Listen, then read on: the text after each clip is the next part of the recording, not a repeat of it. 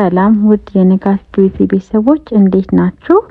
ከሁሉ በላይ የሆነው ፍቅር እግዚአብሔር አምላክ ለሁላችን ያድነን። ዛሬ የሚገርም በጣም ጸጉራችንን የሚያበዛልን የሚያሳድግልን እንደዚሁም ደግሞ የተበጣጠሰን የሚረግፍን ጸጉር ወደ ቦታው ወደ ቀድሞ ውበቱ የሚመልስልን ቆንጆ በቤት ውስጥ የሚዘጋጅ በጣም ቀላል የጸጉር መንከባከቢያ ቅባት እንሰራለን ማለት ነው። ቅባታችን ለማዘጋጀት እነዚህን 4 ውህዶች ተጠቅሜያለሁኝ። የመጀመሪያው ሮዝመሪ ነው። እሱን 1 ሻይ ማንኪያ፣ እንደምታዩት ጥቁር አዝሙድ 1 ሻይ ማንኪያ፣ አብሽ 1 ሻይ ማንኪያ፣ እንደዚሁም ቅርንፉድ 1 ሻይ ማንኪያ። እነዚህን 4ቱን ግብአቶች በአንድ ላይ አድርገን ቆንጆ የጸጉር ማሳደጊያ ቅባት እናዘጋጃለን።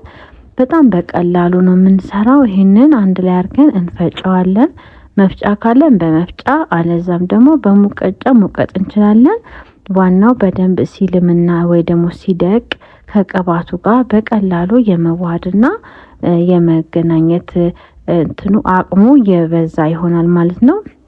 ይሄን ከፈጨሁኝ በኋላ በመቀጠል ውሃ ጥዳለሁኝ። ቀጥታ ወደ እሳት ላይ ቅባቱን አልጥደውም። ውሃውን ከፈላልኝ በኋላ ጨርቅ ወይም ፎጣ ነገር ተጠቅሜ ቅባቴን አስቀምጣለሁ ማለት ነው። በእንፋሎቱና በቀጥታ በሙቀቱ ቅባቴና ቅድም የፈጨነው ግብአቶች ወይም ደግሞ ውህዶች እንዲዋሃዱልን እናደርጋለን ማለት ነው። ያን ያህል መንተክተክ ምናምን አይጠበቅበትም። ከግለቱ ጋር በደንብ ከ5 እስከ 10 ደቂቃ ካቆያችሁት በኋላ ማውጣት ይቻላል ማለት ነው። ያን ከወጣ በኋላ ወዲያውኑ ወደ ጸጉራችን አናደርገውም። ያው አቀዝቅዘን እንደዚሁም 1 ቀን አብረን አሳድረን ነው የምንጠቀመው ማለት ነው። ይሄንን በደንብ እያማሰልኩኝ እንዲዋሃድልኝ አደርጋለሁ ማለት ነው። በጣም የሚገርማችሁ ይሄ ቅባት ባንዴ ነው ጸጉሬን የለወጠው። በጣም ነው ያበዛው። ብዛቱን ልነግራችሁ አልችልም።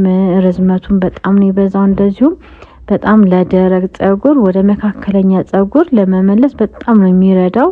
ያለሰልሳል። ደረቅ ጸጉርን መካከለኛ ጸጉር አድርጎታል። የኔ በፊት በጣም ደረቅ ነበረ። ይሄን ቅባት መጠቀም ከጀመርኩ ጀምሮ ግን በጣም የሚገርም ለውጥ ነው ያየሁበት።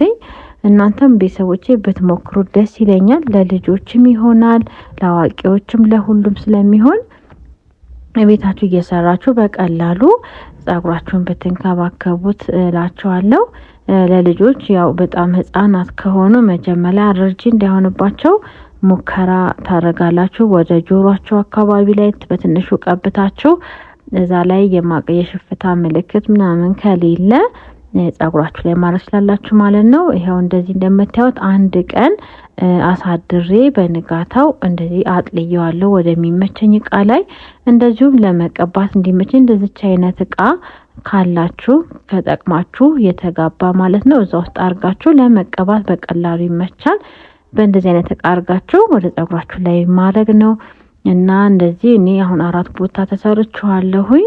እናንተም ሹሩባም ጥርጥር ማንኛውም ከተሰራችሁ በኋላ ከዚህ በፊት ያዘጋጀሁላችሁ ስፕሬ አለ። እሱን ተጠቅማችሁ መጀመሪያ ስፕሬያችሁን ታረጋላችሁ። ከዛን በደንብ ከራሰላችሁ በኋላ በመቀጠል ደግሞ የሰራነውን ቅባት በቆዳችን ላይ እናደርጋለን ማለት ነው። እንደምታዩት ጤናማ የሆነና ቆንጆ ጸጉር ታገኛላችሁ። የሁል ጊዜም እንደምላችሁ ውጤት ለማግኘት ቀጣይነት ያለ መሰልቸት መኖር አለበት። በዚህ መንገድ ጸጉራችሁን ተከባከቡ ቤተሰቦቼ። ለዛሬ ያዘጋጀሁላችሁ ቪዲዮ ይሄንን ይመስላል። ሀሳብ አስተያየት ካላችሁ በኮሜንት አሳውቁኝ። ላይክ እንደዚሁም ለሌሎች እንዲደርስ ሼር እያደረጋችሁ አጋርነታችሁን ቀጥሉ ቤተሰቦቼ። አመሰግናለሁ። ቻው